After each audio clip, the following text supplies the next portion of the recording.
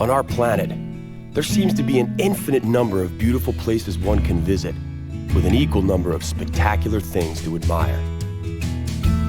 It requires nothing more than a curiosity to observe what is all around you. The miracle of nature manifests in countless ways, from breathtaking vistas to the simple movements of a common heifer. The purpose of this program is to present you with the extraordinary diversity of our miraculous blue planet so that you can discover these things for yourself. Today, we're going to the Caribbean. We'll discover an ingenious and very considerate way to visit the rainforest in Antigua. On Barbuda, we will watch a colony of magnificent frigate birds. From the Caribbean, we'll go to New South Wales, one of the Australian territories. The breathtaking Blue Mountains are a favorite destination in New South Wales for tourists and mountain climbers alike. Then, to conclude today's adventures, we'll return to the Caribbean. We'll venture to the British Virgin Islands, where we will have the chance to admire beautiful white beaches and crystal clear turquoise waters.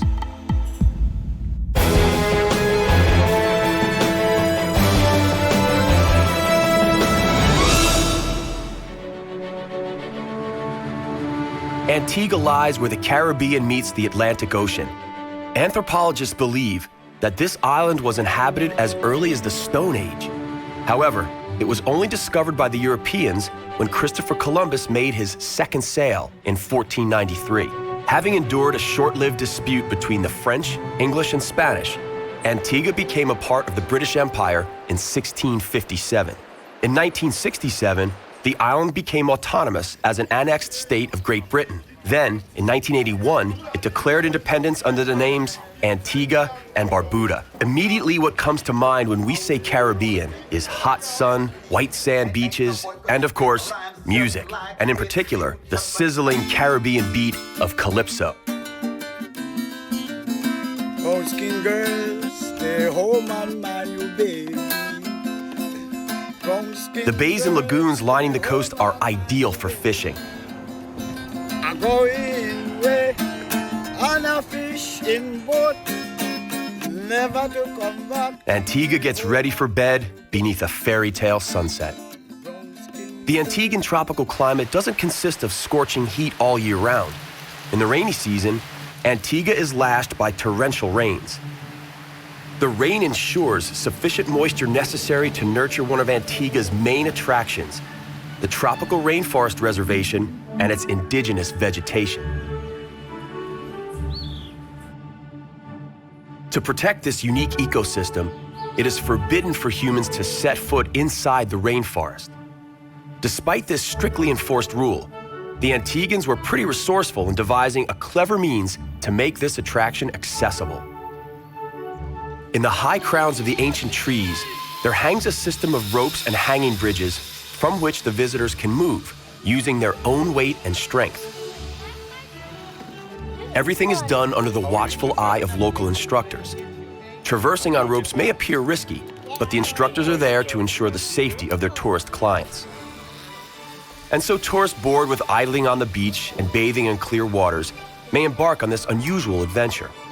Up here, they can marvel at the beauty of Antiguan nature while not interfering with it.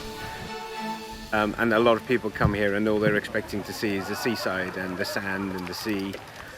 So there was an opening to do something completely different. So we thought we'd do something that was eco-friendly, so we'd introduce people to other aspects of Antigua and just give another string to the bow of the 365 beaches.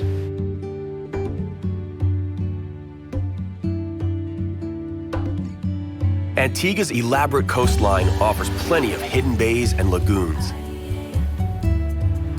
During their rule, the English picked a bay in the south of one of the islands to create a port. It was given the simple name, the English Harbor. Today it serves yacht enthusiasts from around the world. On the eastern part of the island, there is a fascinating rock formation known as the Devil's Bridge. The surf hollowed a series of crevices and holes in the limestone, out of which geysers spur. Mother Nature manifests her might with giant waves that unceasingly devour the rocky shores.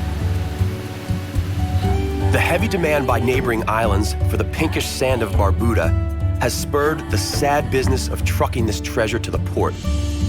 The heavy demand is, of course, fueled by the boom of the tourism industry. Because Barbuda is not as easy to get to as other islands, relatively few tourists take the trouble to find their way there. To make ends meet, the local people indulge in this frighteningly short-sighted business venture.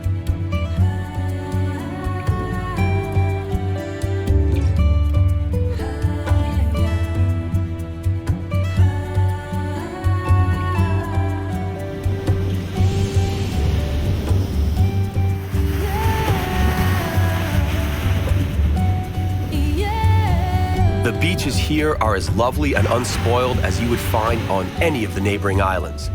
But in this case, they have the added feature of being secluded and thus deserted, making them ideal for those who truly want to get away from it all.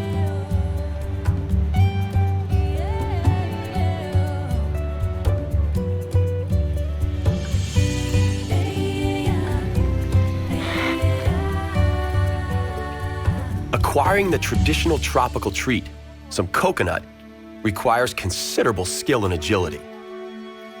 Barbuda does have its own miracle to share. The biggest colony of magnificent frigate birds in the Caribbean is located here in the Coddington Lagoon. According to American ornithologists, there are 2,000 of these birds nesting here.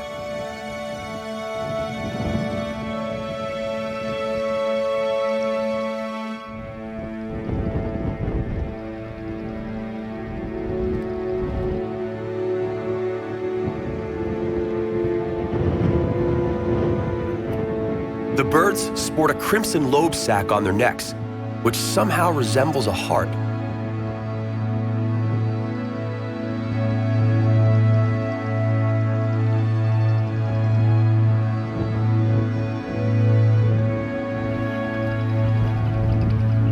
Despite inhabiting coastal areas, frigates do not swim. Their feathers do not contain the chemical that repels water. As a result, if a frigate bird comes in contact with the water, it simply cannot fly again. Incredibly, frigate birds have a highly developed sense of solidarity. Should a bird fall into the water, others will come to the rescue, trying to use their beaks to fish the fallen bird out and carry it high into the air. When they get their friend to a sufficient altitude, they drop him. The idea being that as the bird's wings dry out from the warm air, he will be able to resume flying and hunting. During the mating season, the lobe sacs of the male birds inflate to admirable proportions. Female frigates lay a single egg a year. After the eggs have hatched, they diligently look after their young.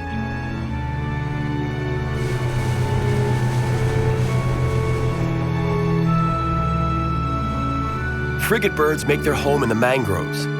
It is ideal for hatching eggs and for providing shelter from the elements.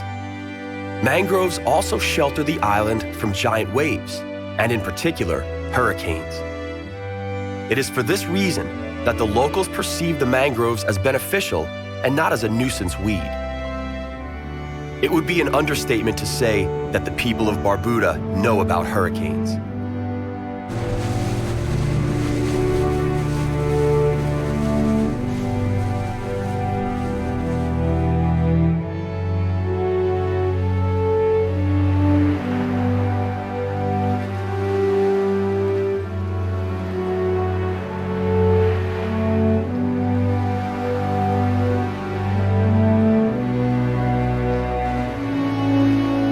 And so we must bid farewell to the islands of Antigua and Barbuda.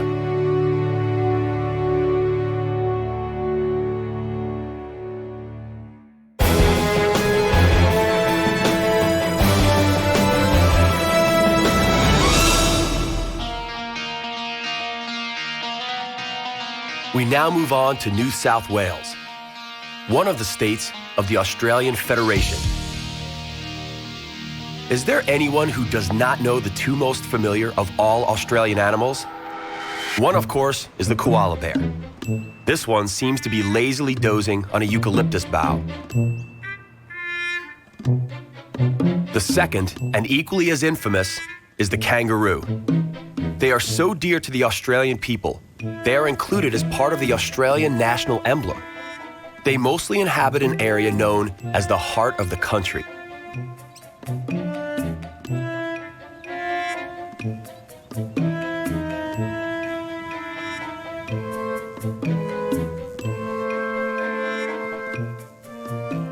The only functioning NASA base in Australia awaits us in the spacious plains of New South Wales. The Canberra Deep Space Communication Complex was established in the 1960s. Scientists use the succession of telescopes found here to acquire valuable data from and communicate with satellites traveling in outer space. Currently, our most distant spacecraft is Voyager 1, which has been out in space now for 30 years, travelling at 22.5 kilometres a second. It's now 15.5 billion kilometres from the Earth, 3.5 times further away than Pluto. The signals come back to us at the speed of light, taking 14.5 hours to reach our planet, and the signal we reach through our big antennas here is 20 billion times weaker than the power of a watch battery. So it's literally a whisper from deep space. In the 1960s, the CDS-CC satellites assisted communications between NASA and the Apollo lunar module. The crew of Apollo 11 brought back a 3.8 billion-year-old moonstone, which is now displayed here, commemorating their collaboration with NASA during that 1969 mission.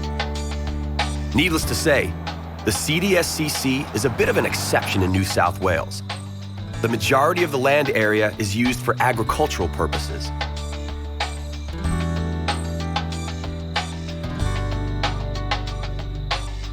Due to its altitude, this plateau is somewhat different in climate from the nearby subtropical coastline. The landscape has an almost European feel to it.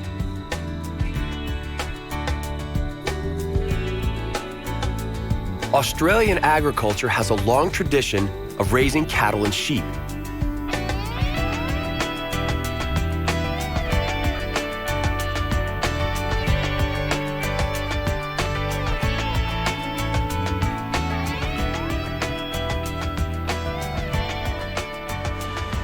On the other hand, Sydney, the capital of New South Wales, is known for great surfing and kiting opportunities.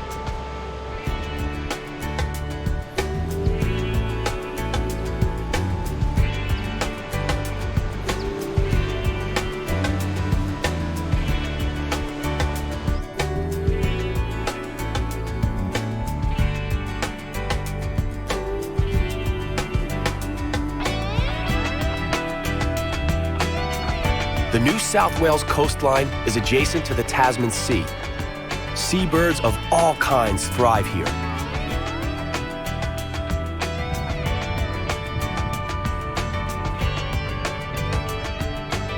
The Australian pelican is native to these waters.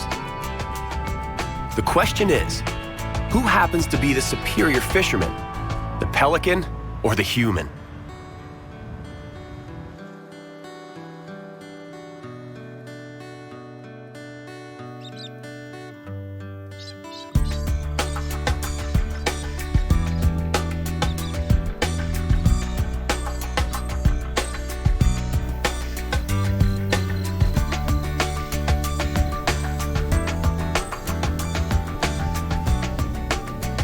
Due to its mild summers, the climate in New South Wales is ideal for the cultivation of wine. Since other parts of Australia have high temperatures during the summer, grapes from other parts of the country suffer from high sugar content and are only used for making dessert wines. The wine from the Hunter Valley region of New South Wales is superb. Wine has been cultivated here since 1858, when an Englishman, Edward Tyrrell, planted the very first vineyard here. It has become a time-honored tradition in the last century and a half.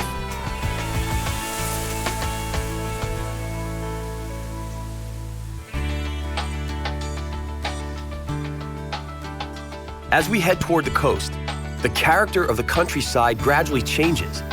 The countryside becomes more mountainous as we near the foothills of the Blue Mountains.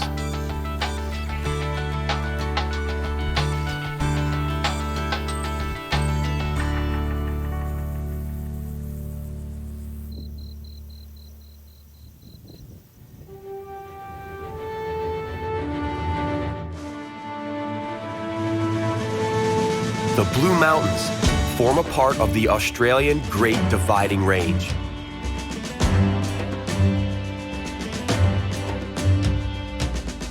The bluish haze that rises from millions of eucalyptus trees, tinting the surrounding sky and mountain ridges, also provided the logical name for these mountains. During the early days of colonization, the Blue Mountains represented an insurmountable barrier to westward progress. The first pioneers followed river valleys, but their efforts were always brought to an abrupt halt by vertical rock faces. The mountain massifs had to first be conquered in order for the plains of New South Wales to be made accessible for settlement.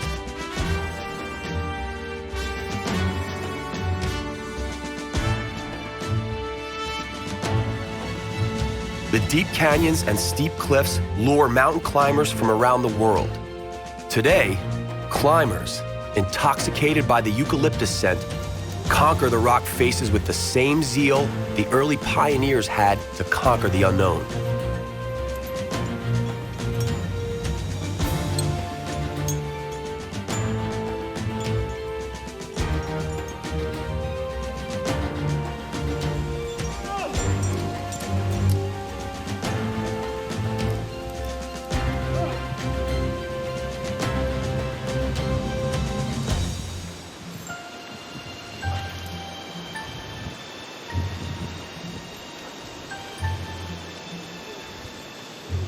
The local technological wonder is the zigzag railway. In the middle of the 19th century, engineers racked their brains trying to find possible solutions to the challenge of building a railway in such a terrain. The result was a series of turnback ramps, a sort of auxiliary structure built into the rock. This ingenious system would have been forgotten in time had it not been for a bunch of enthusiasts. In the 1970s, they rebuilt the tracks, 2 tunnels, and a number of viaducts to create a picturesque steam engine train tour on this route. Such a steep ascent may be viewed as a metaphor for the development of the whole Australian society. Don't forget, Australia started out as a British penal colony before evolving into a warm and welcoming sovereign state. But now, it's time for us to return to the Caribbean.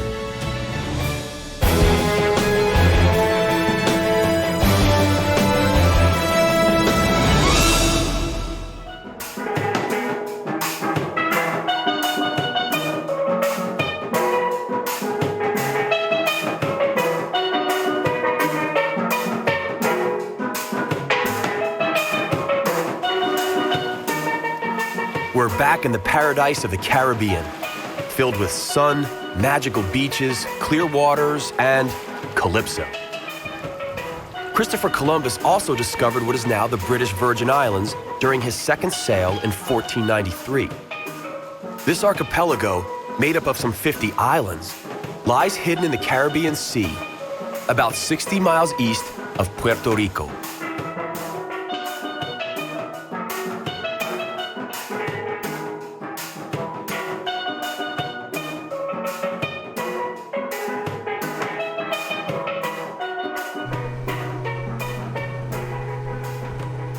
This stunning place was inhabited by a South American tribe of Indians called the Arawak as early as the year 100 AD. In the 15th century, the Arawak tribe was driven out by the more aggressive Carib tribe.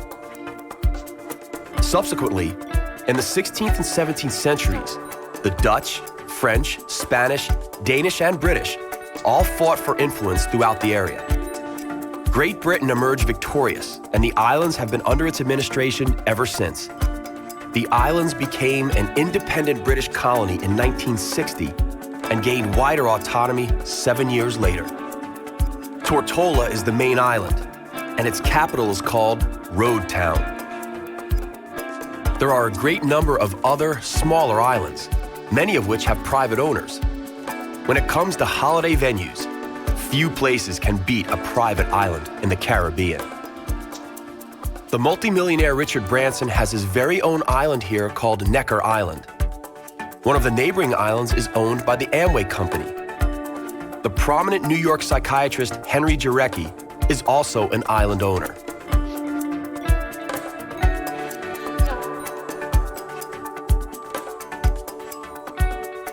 Hundreds of thousands of tourists flock to the British Virgin Islands, or BVI, each year in search of the perfect holiday. As a result, the BVI are among the most thriving regions of the Caribbean.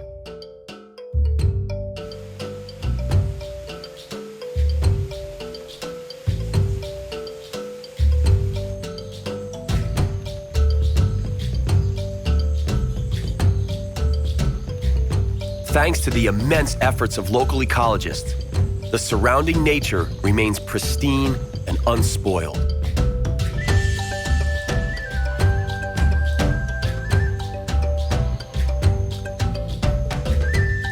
A variety of tropical crops thrive in the rich soil.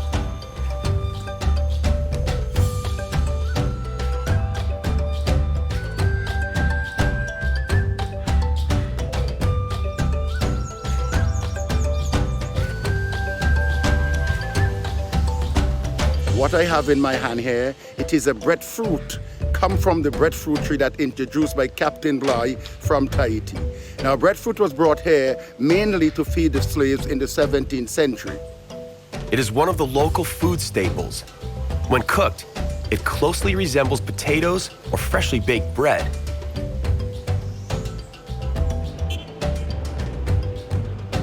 The most popular sport here, as in Antigua, is cricket, a true British export.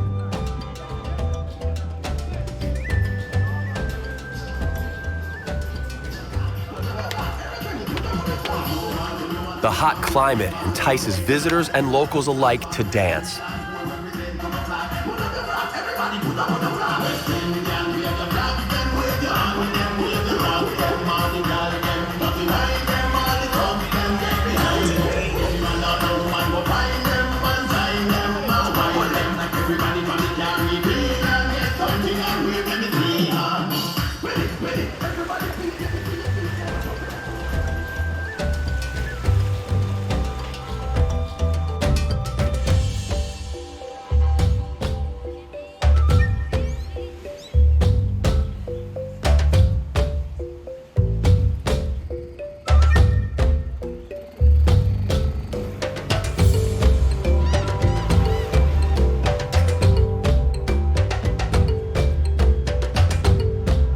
Travelers are attracted to the BVI by steady winds promising ideal sailing conditions.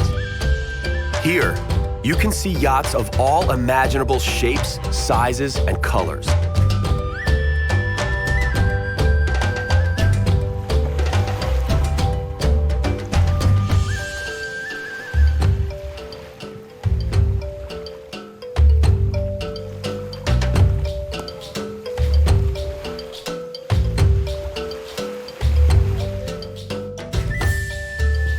Evening sets over the British Virgin Islands.